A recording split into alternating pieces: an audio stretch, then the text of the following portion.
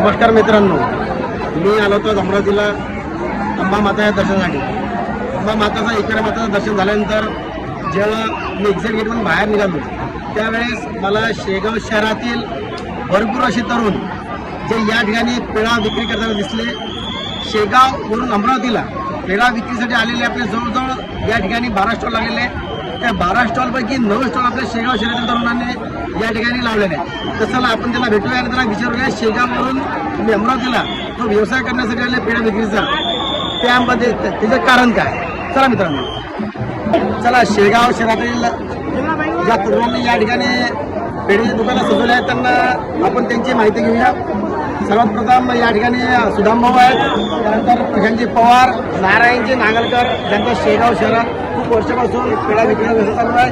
आणि त्याच्यानंतर हा जो राठोड हा सुद्धा या ठिकाणी आलेला आहे. असे तरुण भरपूर असे तरुण आहे, परंतु पेढा विक्रीचे स्टॉल चालू असल्यामुळे ते त्यांच्यासोबत मी जास्त वेळ बोलू शकत नाही. तर सर्वात पहिला प्रश्न विचारू आपण प्रशांतजी पवार यांना. प्रशांतजी, शेगाव टू अमरावती तुमचं शेगावला पेढा दुकान असताना सुद्धा तुम्ही आज अमरावतीला या नवरात्र उत्सवानिमित्त या ठिकाणी स्टॉल लावलेला. तर शेगाववरून अमरावतीला येण्याची कल्पना तुमच्या दिमागामध्ये कशी आली? सर्वांना जय श्री गजानन. येण्याचं कारण म्हणजे असं राहते की जवळपास येत्या 20 वर्षापासून नारायण सर नागलकर आहेत, यांनी आम्हाला हा मार्ग दाखवला.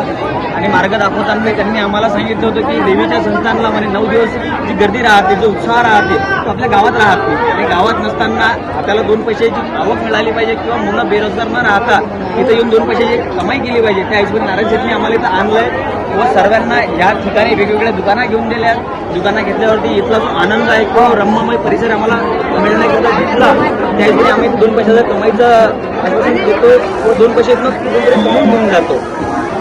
प्रशांतजी, दुसरा प्रश्न मला विचारतो, शेगाववरून अमरावतीला येणं या ठिकाणी जवळजवळ 10 दिवस व्यवसाय करणं, तर याचा जमा खर्च पूर्ण बघता या ठिकाणी तुम्हाला राहणं, या ठिकाणी जेवण खाऊन करणं आणि व्यवसाय या ठिकाणी करणं, तर हे सर्व करून तुम्हाला पैसे उठतात त्या ठिकाणी.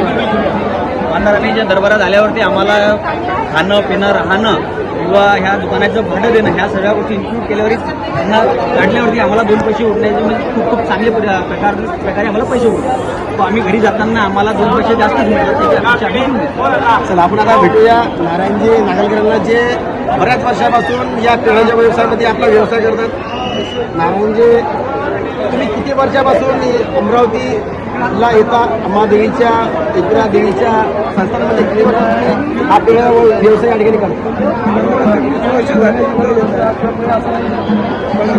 वर्षापासून इथे येत आहे. आणि आई माऊलीच्या आशीर्वादाने मला केव्हा रिकाम्या हातात गेलेलं नाही. सोळाची गोष्ट मला नेहमी आई माऊलीच्या आशीर्वादाने. तुम्ही तर या ठिकाणी आलेच, पण ते शेगाव शहरातील इतर तरुणांना तुम्ही या ठिकाणी सुद्धा आणला आणि आपल्या शेगावचं नाव नक्की कसं या ठिकाणी केलं की मी पाहतो की 12 स्टॉलपैकी 9 स्टॉल आपल्या शेगाव शहरातले. तर ज्यावेळेस तुम्ही तरुणांना आणलं त्यावेळेस तुम्हाला कसं वाटलं या ठिकाणी व्यवसाय करायला त्यांच्यासोबत?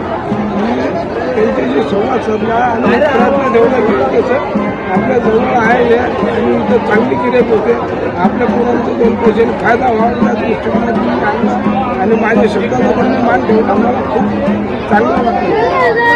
तशी अपेक्षा यांनी जी आशा धरली असेल याच्यापेक्षा यांना डबल टिबल मिळेल. समाधानकारक आहेत सर्व. देवी मातेचा आशीर्वाद असल्यावर सर्व समाधानकारक राहतं. मातेचा आशीर्वाद चांगला आणि गजानन महाराजांचा आशीर्वाद आम्हाला सदैव कायम असतो. अच्छा, जय श्री जय श्री. अमरावतीला दर्शनाला आलो असता शेगाव शहरातील तरुणांनी जे दुकानं थाटले ते दुकानं थाटून जे चांगल्या प्रकारे व्यवसाय करतात. मी बऱ्याच वेळेचा निरीक्षण करत होतो की आपल्या शेगाव शहरातील तरुण कशा पद्धतीने गिऱ्हाईकी करतात, कशा प्रकारे गिऱ्हाईकाला कन्व्हिन्स करतात आणि चांगल्या प्रकारे आपला पेढा विकण्याचा प्रयत्न करतात की जेणेकरून त्याचा चांगला व्यवसाय होईल आणि शेगावचं सुद्धा नाव होईल. तर मी सर्वांना सतत एकच सांगेल की व्यवसाय करण्यासाठी ठिकाण गाव कोणतं लागत नाही. तुमच्या मनात जर जिद्द आणि चिकाटी असेल तर तुम्ही कोणत्याही ठिकाणी जाऊन तुम्ही व्यवसाय करू शकता. हे आजच्या या शेगाव शहरातील तरुणांनी जे अमरावती जे पेढे दुकान टाकले त्याच्यावरून हे सिद्ध होतं. शेगाव शहरातली जशी कचोरी प्रसिद्ध आहे संपूर्ण महाराष्ट्रामध्ये. तसंच शेगाववर तुम्ही अमरावतीला आले तर तुमचा कोणता पेढा प्रसिद्ध झाला की जो पूर्ण अमरावतीकरांना आवडाला? संधी पेढा जसा शिडा आवडतो, जेवढ्या आवडीने चविष्टपणे जे गोडपणे खातात तेवढाच अमरावतीकरांना संधी पेढा एवढा आवडलेला आहे की आमच्याकडे भरमसाठ लोकांच्या व्यापाराकरिता जास्तीत जास्त घरी नेण्याकरिता कंदी पेढ्याची आवक व माग जास्त झालेली आहे. महेश, तू शेगाववरून आला या ठिकाणी पेढा विक्री करण्यासाठी. कसं वाटतं तुला या ठिकाणी बाहेर? कसं वाटतं तुला शेगाव सोडून बाहेरगावाला हा व्यवसाय करताना? कसं वाटतं तुला? छान वाटतं, खूप छान वाटतं. गिरीट वगैरे असते, सगळ्या गोष्टी पद्धतशीर असतात, काही कोण्या गोष्टी काही अडचण नाही. जेवणाची राहणी सगळी व्यवस्था आहे. हा व्यवसाय करताना आनंद होतो तुम्हाला? शेगाव सोडून या ठिकाणी आलेले तुम्ही तर इथे 9 दिवस खूप आनंद होतो. वाटत पण नाही 9 दिवस झाले म्हणून. 9 दिवस आल्यामध्ये इतकं छान वाटते. 9 दिवस कधी आता कडक पण नाही. बोला गजानन महाराज की जय. श्री गजानन.